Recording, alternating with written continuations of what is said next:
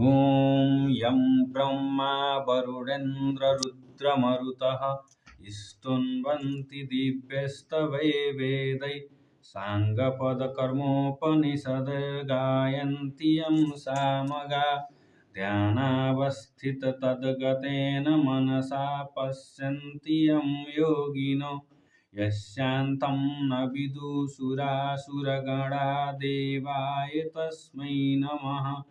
श्रीमच्चन्दनचर्चितो जलवपुषक्लाम्बरा मालालङ्कृतकुण्डला प्रविलसन्मुक्तावली शोभिता सर्वज्ञाननिदानपुस्तकधरा रुद्राक्षमालाकरा वाग्देवी वदनाम्बुजे वसतु मे त्रैलोक्यमाता चिरम् मुखं करोति वाचालं पङ्गुं लङ्घयते गिरिं यत्कृपातमहं वन्दे परमानन्दमाधवम्।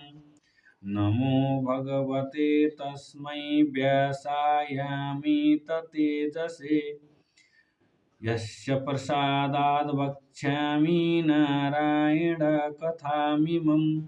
नारायणं नमस्कृत्य नरं चैव नरोत्तमं देवीं सरस्वतीं व्यासं ततो जयमुदीरयेत्।